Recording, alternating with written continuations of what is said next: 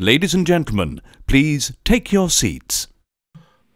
Grief has a habit of taking people to some pretty dark places, and if you're within the sound of my voice, that must mean you are in the seats with once more. As always, my name is Dave Voigt, and I'm the host of this podcast, where we sit down with a wide-ranging variety of entertainment industry professionals, and we pick their brain about current projects, state of the industry, how they got started, and so very much more, in a light and in a conversational fashion. And if you like how we do things around here, I'm going to go out on a limb and assume that you do, because quite frankly, you're listening right now. Please subscribe to the podcast. Hit that subscribe button. Give us a like. Give us the old 5-star rating on pretty much any platform you get your podcasts.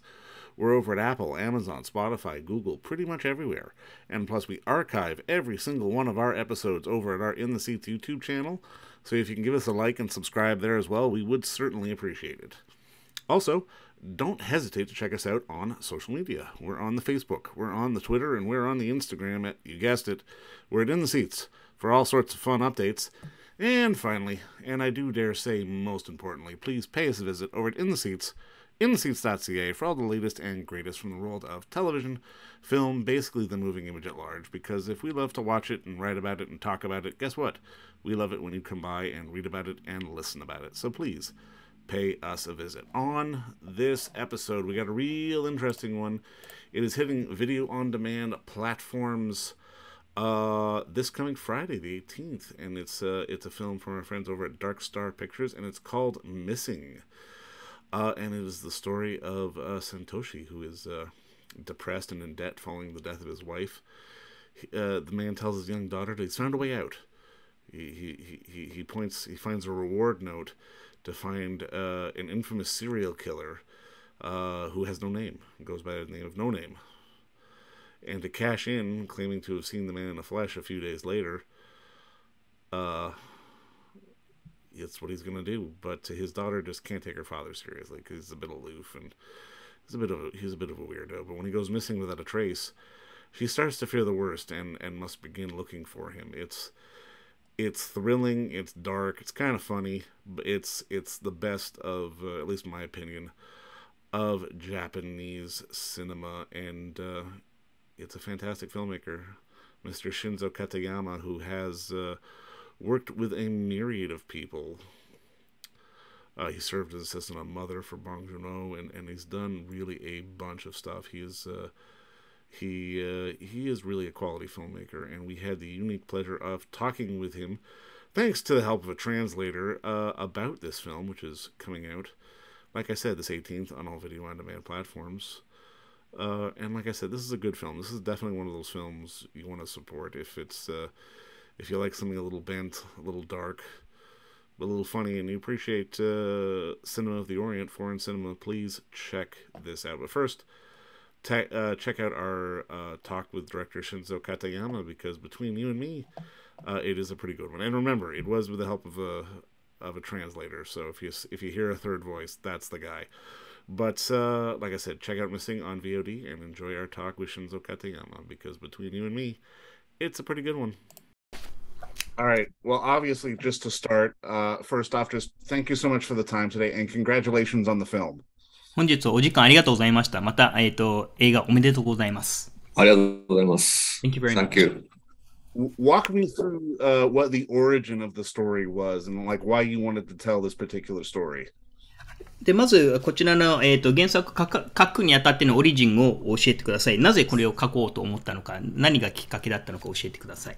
きっかけはですね、まあこれ実際の話なんですけど、自分の父親が電車の中で連続殺人犯を見たって言い始めて、で、それは僕は絶対高校生の時だったんですけど、嘘だって言い張ったんですけど、その犯人が捕まって、どうやら足取りをたどると自分の父親と同じ電車に乗ってたであろうと。で、あながちこういうこともあるもんだなっていうことを高校生の時に思って、で、そっから着想を得て、この物語を書き始めました。So this originated when I was a high school student. My father saw a serial. He told me that he saw a serial killer in the train, and I was a high school student, so I didn't believe him. But and I kept on saying, no, that's not true. But then on the news, I saw that the serial killer actually got caught. So I was like, oh, these things actually do happen. So that was kind of a spark for me to start writing about it. Excellent. Something about the film which I really appreciated is that it feels like the moments of violence on one end are pushed a little bit into the background and not necessarily as bloody or as gory as we would expect, but more of the emotional violence, especially between our two lead characters, definitely feels a bit more intense. Can you walk me through your decision to make sure that, I guess, the blood was in the background as opposed to sort of in the forefront? まず、こちら私がすごく印象に残ったのは、バイオレンス、暴力なんですけれども、結構意外とこうバックグラウンドに持っていて、すごくもっと血がバーって出たりとかが見えるはずなのに、そこはあえてバックグラウンドになってはいるものの、もっと感情的な暴力がすごく強く出ていて、そっちの方がすごく、印象的だったんですけれども、なぜ、このような、でその、キャラクターの2人のキャラクターの間のやり取りとか、そういった感情的な暴力がすごかったと思うのですが、なぜこのような形にしたんでしょうか？そうですね。僕自身が、そこまでその血が吹き出すような描写がそこまでこう好き、ではなくて、もう少し、なんていうんですかね、コアというか、本当に殴ってるように、リアルな描写がすごく好きで、だから、そういうふうに描写したと思います。Yeah, so I myself do not really like bloody scenes of showing bloody scenes, but I'd like to make more realistic in the core to show it being more realistic other than the actual blood or bloody scenes, gore. For sure, absolutely. I love the ensemble cast you have in this film. Talk to me a little bit about finding your actors. I found they worked very well together. They had fantastic on-screen chemistry. とてもキャストについてなんですけど、アンサンブル皆さんキャストすべて良くて、非常にあうんの呼吸といいますか、お互いのこう一緒にやっていって、そういったケミストリーもあったと思うんですけれども、そのキャスティングについてちょっとお伺いできますでしょうか？そうですね。主人公の佐藤二郎さんに関しては、もう脚本を書く前から佐藤二郎さんでお願いしたいなというふうに、もう当て書きで脚本を書いて、佐藤二郎さんにオファーしたような、感じです。で、娘役の伊藤葵さんに関しては、オーディションで、決めたんですけれども、そのオーディションも本当にもう一人目伊藤葵さんに会って、オーディションが終わる頃には、もうオーディションが終了したというか、もう他の人はもう見なくても、もうこの子で決まりだなと思えるほど、自分の中では、ぴったりだと思ってキャスティングしましたね。その二人に関しては。So with regards to Jiro Sato, the father, I had him in mind when I was writing the script. So from the beginning, he was in my mind. And with regards to his daughter, Aoi Ito, she was the first person actually did the audition. She was the first person in the audition process. And when I first saw her, it just hit me, and I thought she was just perfect for after that day of auditioning. I didn't really need to see anyone else. She was the perfect one. Historically, do you get a lot of time with your actors, or do you for rehearsal, or is it just a question of trying to find it on set in the moment? で、撮影前に結構キャストと時間を取るんでしょうか？それとも、もう本番でそこでそういったものが生まれるような進め方をされているんでしょうか？今回は、撮影時間が結構長く取れたので、事前にリハーサルすることはなく、すべて現場で、行いました。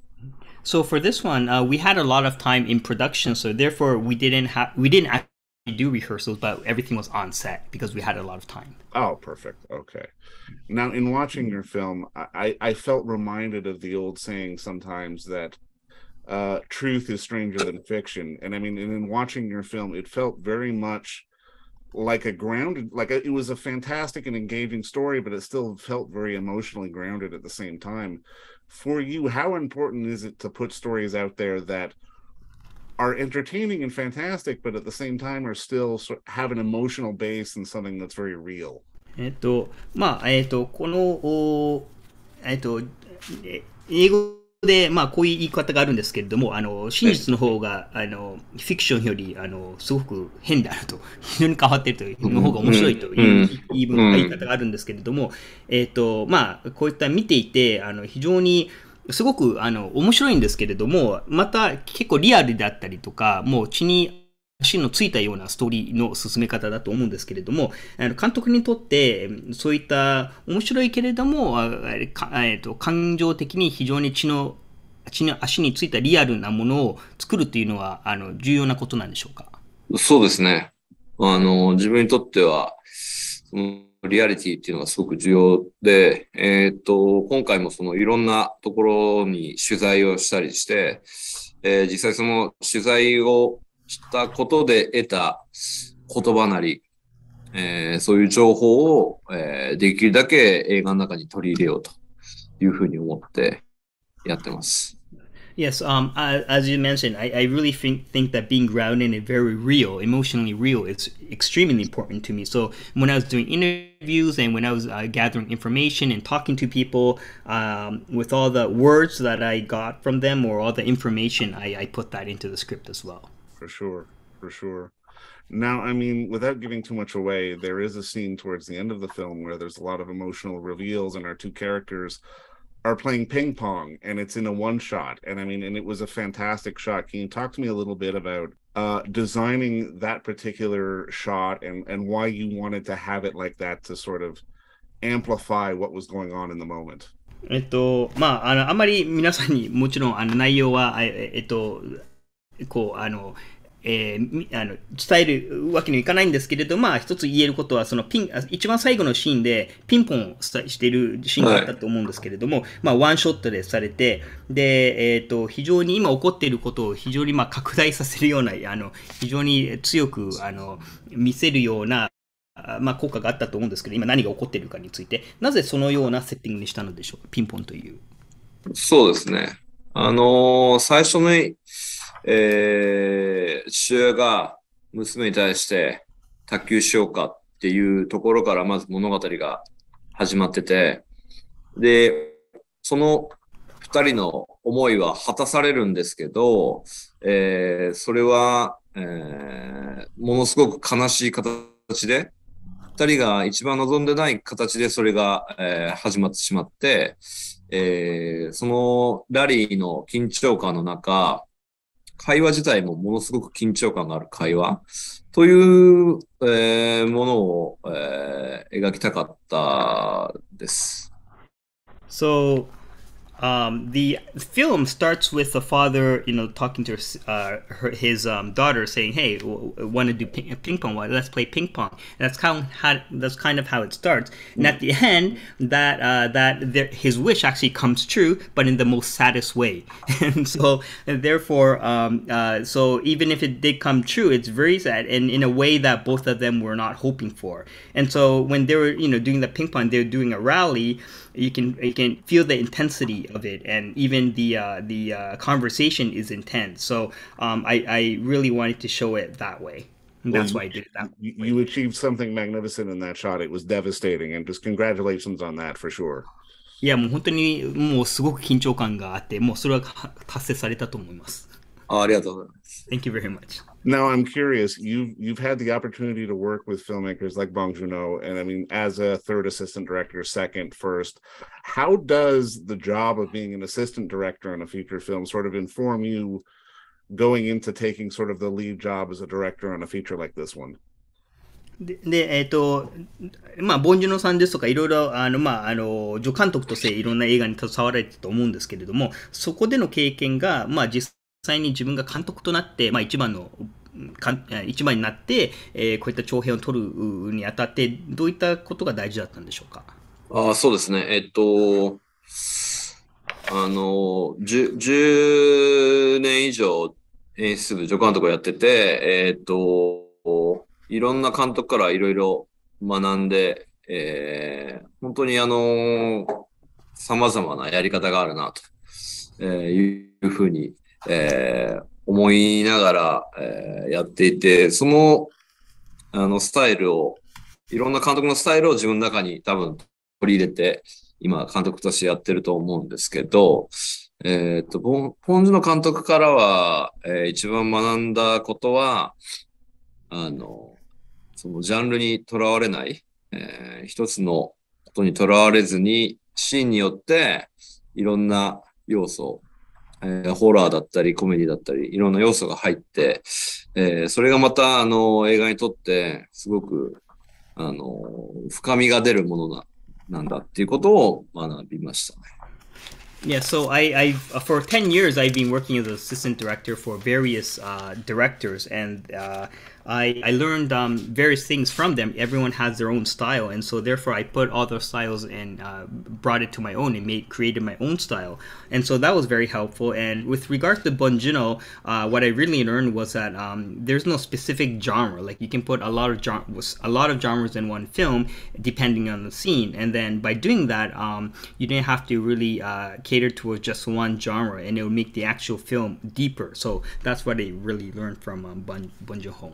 Absolutely. I agree with you 100% on that. Now, just to finish up, I'm always curious, was there a film or a moment in your life as a younger man that you saw that had sort of the light bulb go off in your head that made you want to be a filmmaker? 幼い頃に見た映画とかで、あるいは以前見た映画で、これを見て、僕は監督になりたいんだっていうのはありますでしょうか、映画。ダイハードです。Die Hard. Fantastic. I love it. Thank you. But you know what? I think you've done a fantastic piece of work here, and I can't wait for audiences to see it. But again, congratulations on the work, and thank you so much for the time today. 本日はお時間ありがとうございました。また観客のアメリカ人が見るのを僕はすごく楽しみにしております。Thank you. And don't forget to visit our friends over at Bay Street Video for all your DVD, Blu-ray rental, or purchasing needs this summer, as they are still open for curbside and some mailing delivery as well. Over at 1172 Bay Street, Toronto, Ontario, Canada, you can give them a call at 416-964-9088. That's 416-964-9088. Or send them an email at baystreetvideoto@gmail.com for any of your DVD and Blu-ray needs.